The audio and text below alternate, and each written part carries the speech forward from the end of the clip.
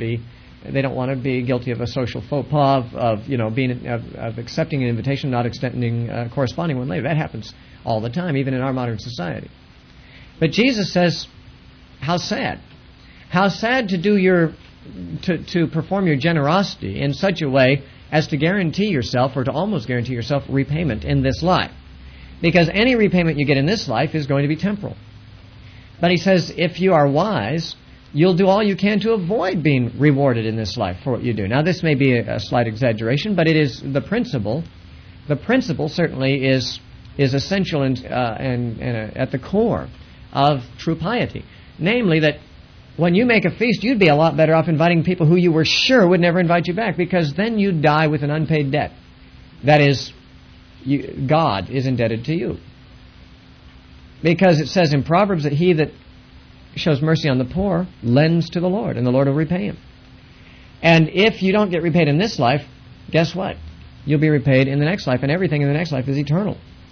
And certainly it is to be preferred that you receive repayment in terms of eternal things rather than in terms of temporal things. If your neighbors invite you back over for a feast, you'll enjoy a good meal, it may be. You'll be rewarded for your generosity, and the next day, any enjoyment of it will be a thing of the past forever.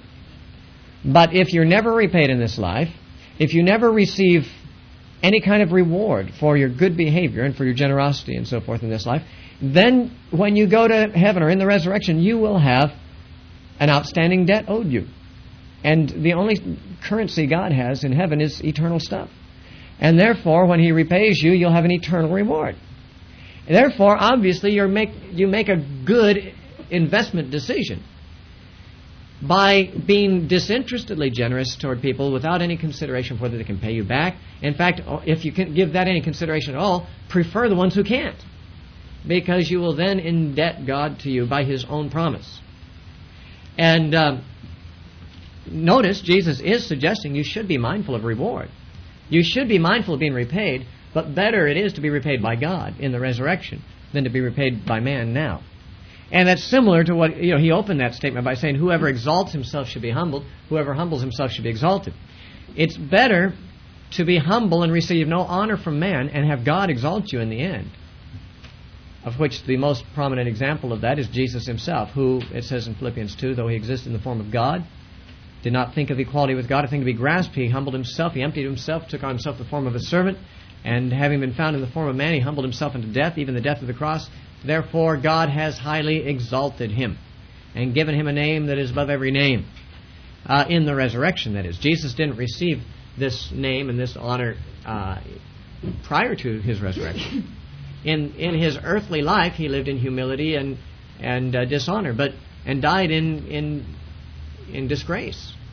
But in the resurrection, because he humbled himself, God highly exalted him. So Jesus said, whoever humbles himself, God will exalt. Whoever exalts himself, God will humble. You choose your reward. Do you want honor from man now or honor from God later? Do you want to be exalted by God? Do you want to be repaid by God? Or do you want to be repaid by man and honored by man? Well, these are the two choices. And this is particularly true when it comes to religious action.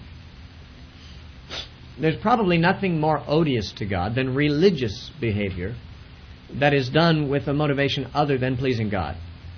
Many people live their lives irreligious, that is, they don't go to church, they don't profess Christianity, and maybe they don't behave well either, and their life is displeasing to God. But if what Jesus had to say to the scribes and Pharisees, as opposed to what he had to say to tax collectors and prostitutes, is any gauge of God's preferences, it seems that God is less offended with the unrighteous, irreligious person than he is offended by the unrighteous religious person. I mean, think about it. How did Jesus deal with the woman taken in adultery, or the tax collectors, or other sinners? They were prodigals coming home. He rejoiced to have them come. But to the religious hypocrites, who probably didn't sin as much as these prodigals, but who pretended to righteousness because of their religiosity, he didn't have a kind word to say to them. In fact, the harshest words probably spoken by any man to any group in history were spoken by Jesus in Matthew 23 to the scribes and Pharisees, hypocrites. Now, Jesus in this discussion in Matthew 6 nowhere mentions the word Pharisee. But he repeatedly speaks of hypocrites, and no doubt the Pharisees are who he has in mind. There can be no doubt about it, partly because the behavior he describes is the behavior of the Pharisees. Furthermore, it's very clear that he describes the Pharisees frequently as hypocrites. Not only in Matthew 23, where 7 or 8 times he says, "Woe unto you, scribes and Pharisees, hypocrites," but even prior to that. And I think in Luke chapter 12, I think he says, "Beware of the leaven of the scribes and Pharisees, which is hypocrisy." Now, the word hypocrite, in our day, even in non-religious culture, has taken on a very negative form. One of the most accusatory things that can be said about a person is that they are a hypocrite.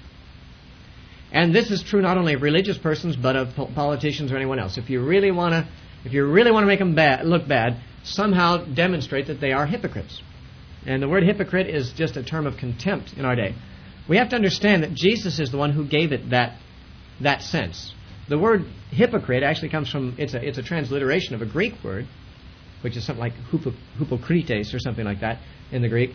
And that Greek word was not a bad word. It wasn't an insulting word. It was simply the ordinary word for an actor in a play. Some people did that for a living. For a thespian, for an actor, just a play actor. Most people, if they were play actors, were not ashamed of their profession. It wasn't like being a prostitute or a tax collector.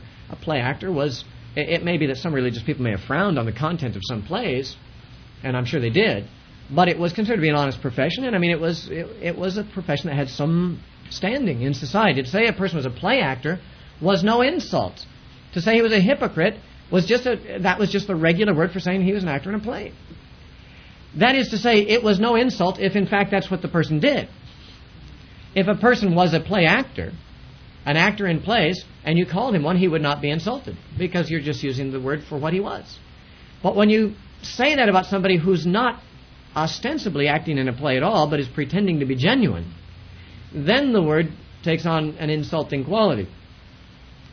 Because an actor in a play, I mean, what is he doing? He's putting on a false front. In fact, in the Greek plays, times they even wore masks and so forth. And even in modern drama and movies, an actor may not wear a mask, but he puts on a different personality. He puts on a different identity than his real identity. Some people are typecast into roles because their real personality is very much like a role that they commonly play, it may be. But for the most part, an actor is known to be pretending. When you watch a movie, it may be that they're very convincing actors and you forget for the moment that they're pretending. But you know instinctively, and there's no mystery about this or secret about this, that person on the screen is pretending to be someone they're not really. The life that they're living on the screen is a different life than their real life. They're doing it for some, for something, maybe for money or for fame or for both. But they are pretending for the moment to be someone other than they are. The speeches, the things they say, are not their real thoughts. They've been put into their mouths by a scriptwriter. The life they are living is not really their real life. I've been very unhappy to learn about the private lives of some people who played Christians in certain movies, like Chariots of Fire. I really loved the movie Chariots of Fire. I was really unhappy to find out that the man who played Eric Liddell died of AIDS and was a homosexual. He was one of the finest depictions of a Christian on the secular screen in my lifetime. Likewise, the movie The Mission, which I like very much. The actors in that are not exactly paragons of virtue and piety in real life. Robert De Niro and Jeremy Irons, some of the other stuff they've made, it makes it clear that their goodness and their religiousness and their love for God or whatever that they depict in that movie is nothing. When I was a kid, I was very disillusioned to find out that Julie Andrews, who played in The Sound of Music, was an atheist. She was a nun in The Sound of Music, and she's an atheist in real life. When people act like they're righteous and religious, it's shocking to learn what their real life is like sometimes, if they're very convincingly religious. Well, Jesus is saying that's essentially what the Pharisees were. They were all acting in a play. Their whole life was a play. It was all pretense. They were outwardly, walking in such a way that was choreographed for them. They were speaking in such a way as was scripted for them. Their behavior was an outward show, doing what was expected of them. But it was entirely that. And just as an actor in a movie can fabricate tears and look like they're really crying, but they're, as soon as they've stopped shooting that scene, they walk off stage and there's no, they don't have any of that emotion. It's not real at all. That's how the Pharisees lived their religious lives. They prayed fervently. They gave seemingly generously. They fasted self-sacrificially.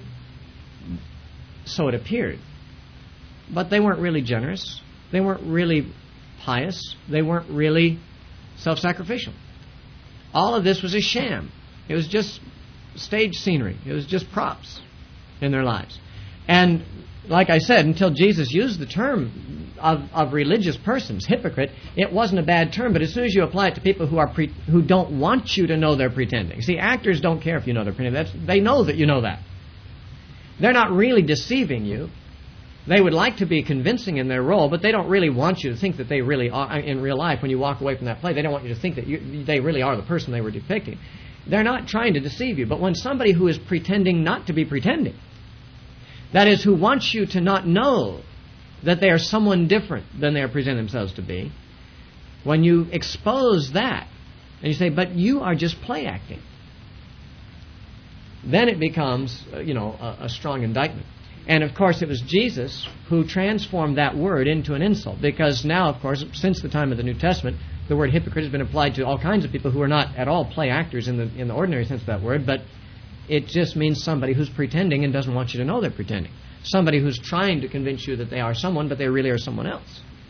And it is most commonly applied, as it was by Jesus to the Pharisees, it is in modern times most commonly applied to religious persons, as we often hear that the church is full of hypocrites. But it is equally applied, probably or almost equally, to people who aren't at all religious, but they're otherwise show themselves to be insincere. And so Jesus took a perfectly good Greek word and turned it, gave it a stigma that it'll never live down. I don't think the time will ever come again when a person can be called a hypocrite and not be insulted by it, because the word simply has the meaning of a fake today, since Jesus applied it this way. But he was clearly talking about the Pharisees. So he says, take heed that you do not do your charitable deeds before men to be seen by them. Otherwise you have no reward from your Father in heaven. Therefore, when you do a charitable deed, do not sound a trumpet before you as the hypocrites do in the synagogues and in the streets, that they may have glory from men. Assuredly, I say to you, they have their reward. But when you do a charitable deed, do not let your left hand know what your right hand is doing, so that your charitable deed may be in secret. And your Father who sees in secret will himself reward you openly. Some translations do not have the word openly at the end. It's not in the Alexandrian manuscripts. But simply, he will reward you. Now, as I pointed out, there is the danger of seeking a reward other than that which is the highest. You may find that you have your reward, but you have no reward from your Father which is in heaven. As the hypocrites, it says in verse 2 at the end, they have their reward. But if you are like them, in verse 1 it says you will have no reward from your Father in heaven. Obviously, you should seek the reward that comes from God. Jesus made this observation about the Pharisees elsewhere. In John chapter 5 and verse 44, John 5:44, Jesus said, how can you believe who receive honor from one another and do not seek the honor that comes from only God? This is the principal difference between himself and them, and his approach to religion and theirs. Whatever he did without concern about whether he got honor from men. He sought the honor that was from God only. And God only means that in many cases man won't honor you at all. You may have, in fact, nothing but dishonor from man in certain circumstances where you're seeking only the honor that comes from God. Now, the Pharisees didn't even seek the honor that comes from God at all. They sought only the honor that comes from one another. And Jesus said, as long as that is the way you're motivated, you'll never become a believer. How can you believe while you're in this state of mind? He said, why? Because men will not honor you for being a believer. As long as your priority is to be honored by men and not by God alone, you will be prevented from being a wholehearted follower and believer in Jesus Christ, because it's never going to be the popular thing. Now, Paul, on more than one occasion, made it clear that his motivation had, pleasing man was not part of his motivation at all in his ministry. In Galatians chapter 1 In verse 10, Galatians 1:10, Paul said, "For do I now persuade men or God, or do I seek to please men? For if I still pleased men, I would not be a servant of Christ." He doesn't live his life or do his ministry or conduct his religious behavior in such a way as to please men. Now, you might say Paul's not exactly consistent in that, because there were times when to the Jew who became as a Jew and so forth, especially when he came to Jerusalem that last time. But again, whatever he did in that respect was to please God too. He knew that by pleasing men at some level, he might keep them open to the gospel. And that's very different than just seeking the honor that comes from men. Paul's only obsession in life was that all men might receive the gospel, because that brings honor to God, and he knew God would honor that obsession. And there were times when part of his strategy for reaching that goal was to acquiesce, to lay down his rights, to avoid offending people where it was unnecessary to offend them. But it could never be said that his motivation in life was to please men. He says the same thing in different words in 1 Thessalonians 2, verses 4 through 6. 1 Thessalonians 2, verses 4 through 6, Paul says, "But as we have been approved by God to be entrusted with the gospel, even so we speak not as pleasing men, but God, who tests our hearts. For neither at any time did we use flattering words, as you know, nor a cloak of covetousness. God is our witness. Nor did we seek glory from men, either from you or from others, when we might have made demands as apostles of Christ." So Paul says we have been approved by God, and we live and preach not as pleasing men, but pleasing God, who tests our hearts, the one who sees in secret. No man can see our hearts, but God can. And therefore, when he who sees in secret will reward us, it'll be because we have sought to please him and not men who don't see our hearts. And so he says we don't seek glory from men. Now that's exactly what Jesus is saying needs to be the case. That if we pray, if we do alms, if we fast, and we will do all of these things at one time or another, although Jesus is not trying to he's not trying to give us a regimen about this. He's not making a law about it. Notice he doesn't say, "Thou shalt give alms," or "Thou shalt pray," or "Thou shalt fast." He doesn't say anything like that. He does say in one place that men ought to pray and not faint. But he never lays down a law, "Thou shalt pray." Obviously, though, anyone who's really a Christian will pray. Anyone who's really a Christian will assist the poor. Anyone who is really a Christian will, on occasions, feel compelled to fast, it would seem. But the very way in which he said it's prevented him from putting any particular regimen of fasting or prayer on people. Now, we can sometimes judge our own conduct in this wrongly by what someone else does. I mean, if somebody is extremely generous, we may feel compelled to be as generous. Think of Ananias and Sapphira. Typical case in point. Barnabas had just sold all the land he had and given the money to the apostles to give to the poor. That was giving an alms. That was doing a charitable deed. Ananias and Sapphira realized that this man got tremendous recognition for what he did. Although he didn't do it to be seen by man, the godly people appreciated him, and so they wanted to pretend to do the same.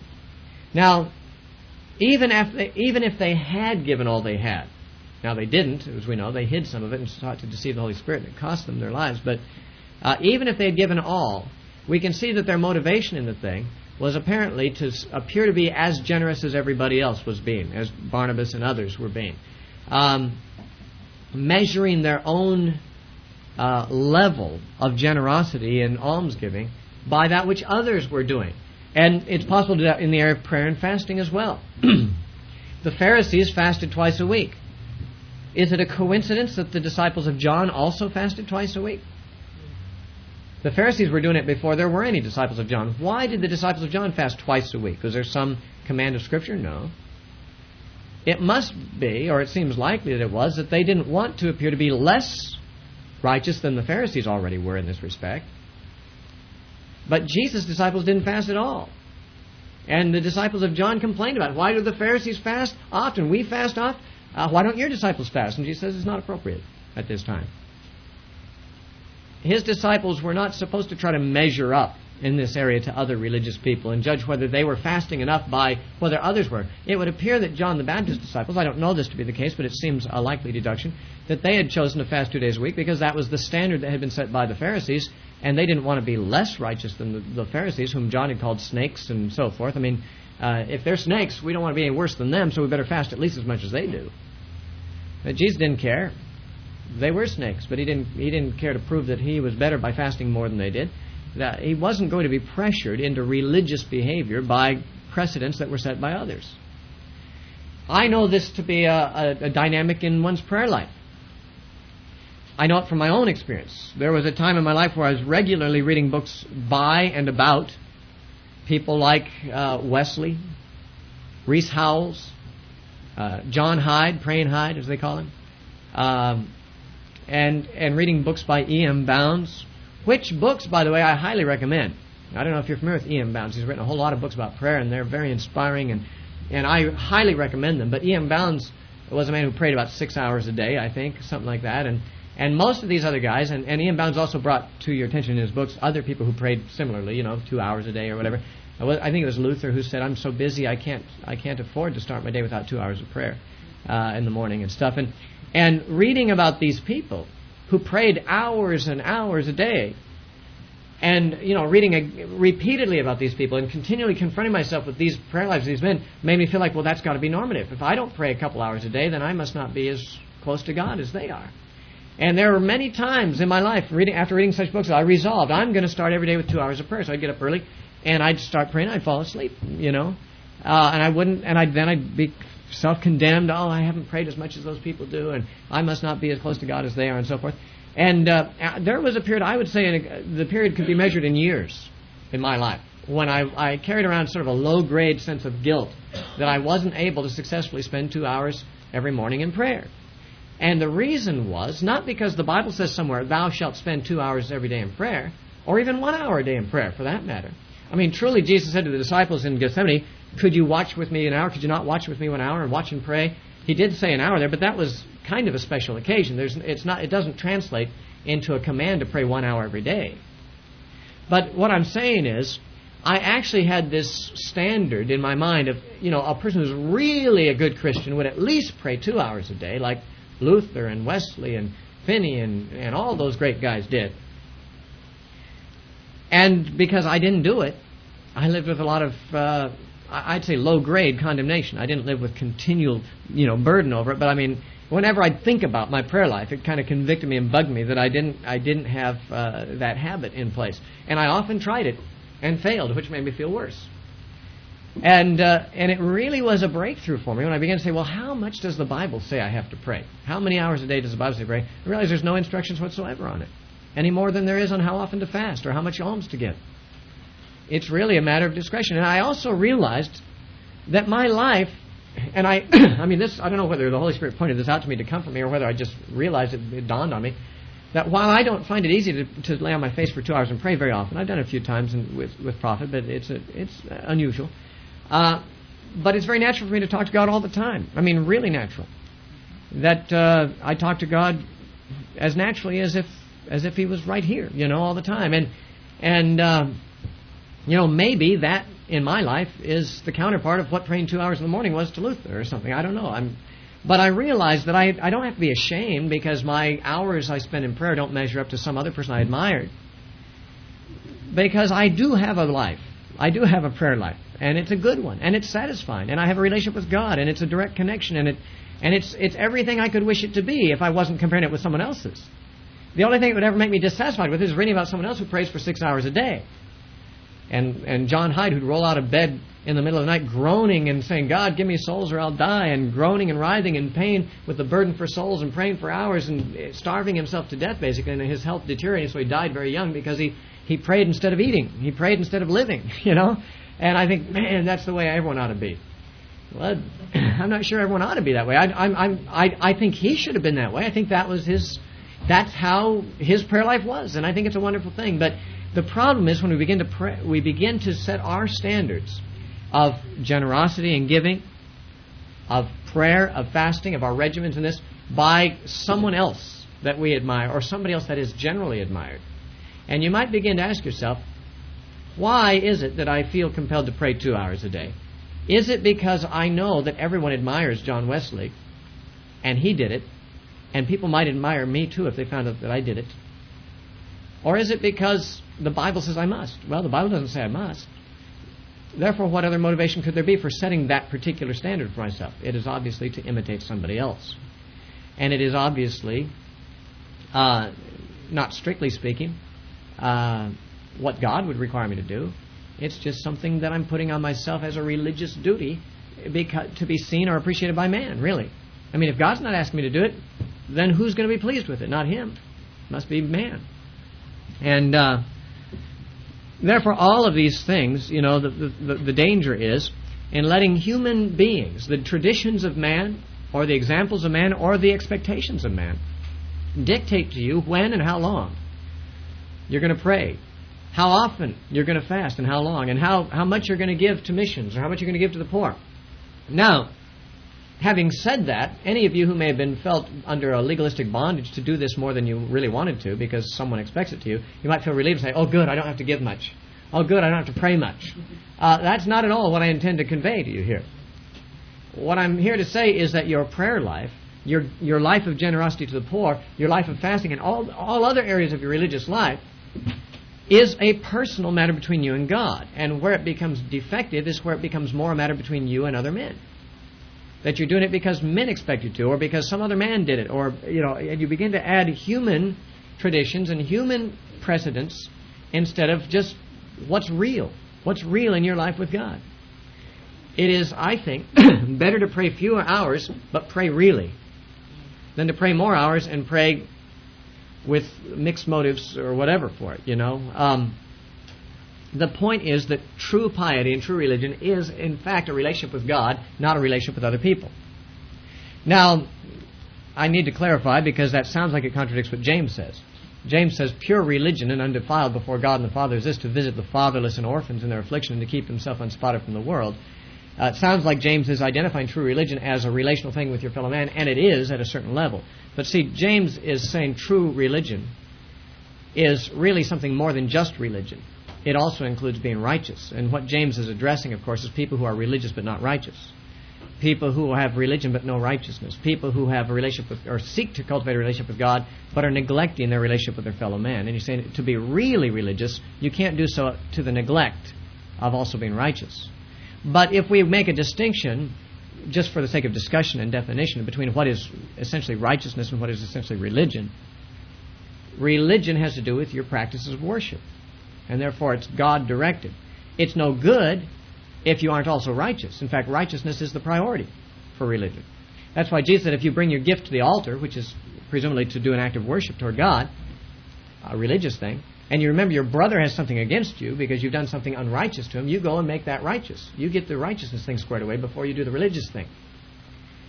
And therefore, pure religion, in James, presupposes righteousness as a prerequisite for a pure religion. But, like I said, if we speak of religion and righteousness in separate categories, we're talking about religious things like prayer, religious things like Bible reading, like meditation, like fasting, like your private dispensing of your goods to the poor, which you do unto the Lord. That's an act of worship too.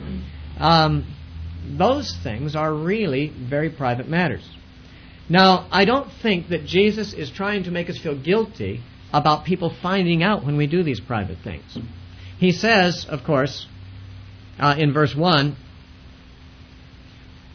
do not do your charitable deeds before men, to be seen of them. Otherwise you have no reward from your Father. I know people who, when they give money to the church, they refuse to write a check because their name is on the check and they can't be completely anonymous and they're giving that way. And they have to give cash so that no one will know what they gave. Well, that's okay. I mean, that's really okay. But it might be more legalistic than Jesus would intend to make it. He is not saying that it's wrong for people to see your righteousness. He said it's wrong for you to do it to be seen by them, which is a question of motive rather than result. If you do a good thing and people later find out about it, you don't have to worry that your reward is lost over the matter, as long as you didn't do the thing in order for people to find out about it. It's the whole question of what was your motivation. After all, people should see your good deeds. Jesus said that back in chapter 5. And verse 16. In Matthew 5:16, he said, "Let your light so shine before men that they may see your good works, but not so that they might glorify you, but they will see your good works and glorify your Father in heaven." Good works, the good works in your life do glorify God. Sometimes they even accrue to a little bit of credit to yourself. Sometimes people admire you if they find out you're generous. And that's where the temptation comes to do it with wrong motives. You can't help it if you do something for the glory of God and you also get a little recognition out of it. There are times when good works simply cannot be done in entire secrecy.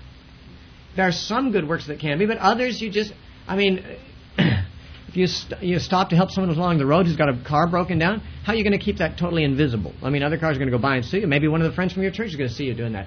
They're going to find out you did it. Did you lose your reward? No, you don't lose your reward. Jesus nowhere in this passage talks about losing rewards. There is back in the 70s, the Christians I was in fellowship with used to have this expression about losing your reward.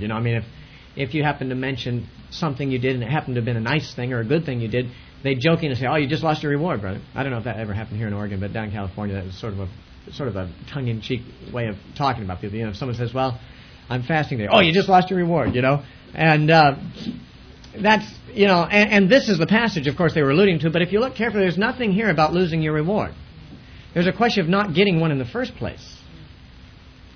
The reward that you get from God is incapable of being lost. That is to say, if you do something for the right motives, and God, therefore, promises you a reward, you won't lose your reward by someone later finding out about it. What he suggests is the undesirable option here is not one losing his reward, but one not ever getting the right reward in the first place. One settling for a reward that's an inferior one. The Pharisees, it doesn't say they lose their reward, it says they have their reward. That's the tragedy of it. There's no more reward awaiting them than what they already have. The question is, did you do it to be seen by men? If so, then men have seen you. You have what you wanted. You've got your reward. Expect nothing else from God. But if you do it not to be seen by men, even if men happen to see you, even if people happen to learn it, you are still doing it not to be seen by them. You're doing it for other reasons than hoping to be honored by men. The reward that God offers you is the same. Now, truly, Jesus does give examples of absolute secrecy. Don't let your left hand know what your right hand is doing, or go into your closet and shut the door and where no one can see you praying, or when you're fasting, hide it, conceal it, meticulously conceal it. Don't disfigure your faces like the Pharisees do to make everyone know how much misery they're taking on themselves for God by fasting that day. It's mostly phony anyway, since they only fasted from sunup to sundown anyway, and that's hardly a sacrifice. But they always wanted people to appreciate the fact that they're making that sacrifice, and so they wouldn't comb their hair. They'd remain disheveled. They'd look like they were really having a bad day because they were fasting. And Jesus said, "Listen, when you pray, you comb your hair, anoint yourself, wash your face. Don't put on a long scowl. Conceal the fact that you're fasting." I know people who are so legalistic in their application of this instruction that they, when they're fasting, they do everything they can to keep anyone from finding it out. And if, for example, on a day they're fasting, they're invited to eat at someone's house, rather than say, "I can't because I'm fasting today," because that would be letting the cat out of the bag, they'll go ahead and break their fast and eat, and then they'll extend their fast to the next day. And they'll start all over the next day, rather than let anyone know they were fasting. Well, you can do that if you want, but to me that's kind of a legalistic approach. I don't understand Jesus to be saying that you're in big trouble if somebody finds out that you gave a gift to this or that charity, or that you helped out this person, or that or that someone heard you praying. Someone walked by your room and overheard you praying. You've lost your reward. No. Or someone finds out that you're fasting. This is what Jesus seems to be saying by his use of these strong terms of secrecy.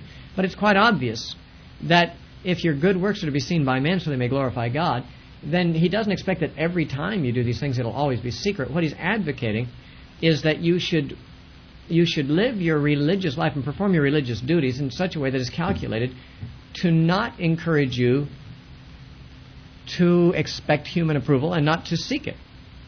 but to seek only God's approval. And that is especially the case, of course, when you do something in absolute secrecy. If it's done with absolute secrecy, obviously you can't get human approval, and you're stuck only with God's, which is not a bad deal. Because God, who sees the secret things, will reward you in His own way for it. And Jesus is saying that you're better off with that. But I think it's, again, so many things in the Sermon on the Mount are taken by Christians in a legalistic fashion, which is sad, because Jesus was about the most unlegalistic guy who ever started a religious movement. I mean, he is indeed the most unlegalistic religious founder ever in history, with only 2 rules. Love God with all your heart, love your neighbor as yourself.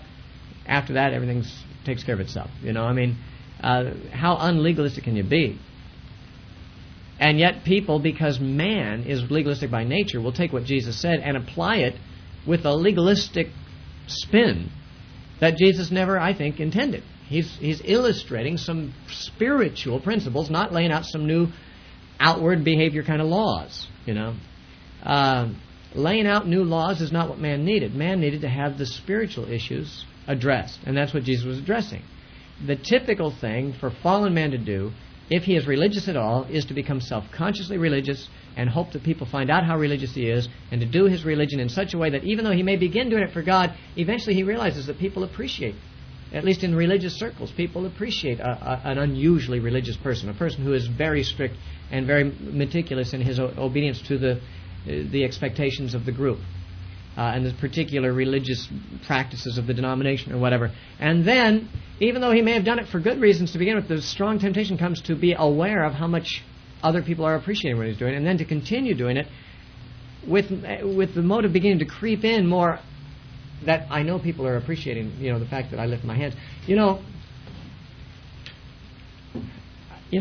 There's certain things in the charismatic movement, like the lifting of hands, and in some circles I've been in where, if the song has enough of a beat to it, you're supposed to dance to it in place and stuff. I mean, there's just certain things that are kind of Pentecostal affectations, which are okay. I've got no complaint against them. Dancing to the Lord and raising your hands to the Lord are biblical things. I'm not criticizing that, but I will say this, that the cultural pressure is great in any religious movement. The religious movement I've been in for the last 20-something years has been the charismatic movement, and therefore I'm more aware of the affectations and the pressures of that. I'm not a real emotive kind of a guy. You may have picked that up. I'm not a guy who expresses a lot of emotion at different poles. I'm kind of even, but in charismatic circles, the kind of ritualism of charismatic worship is of an emotional type, which I don't usually fit into that well. So I'm probably more aware than some of the kind of religious pressure there is to conform, because persons are considered to be more in the spirit, if they fall over when they get prayed for, or if they lift their hands when they worship, or if tears run down their face, when they're singing certain kinds of songs and so forth. And I don't say that with any criticism of those who do those things. I'm just saying that once something is established as the norm for religious persons in a particular group or circle, it's hard to be in that circle and not conform. Even though nonconformity does not necessarily involve you in any problem with God. I mean, if you don't feel like raising your hands, then it'd be hypocritical to raise your hands if you don't want to. If to you that's not a true expression of worship, then what are you doing it for? You're doing it to please men. You're doing it to be seen of men. You're doing your religious deeds in order to please people. And that's the very thing Jesus said not to do.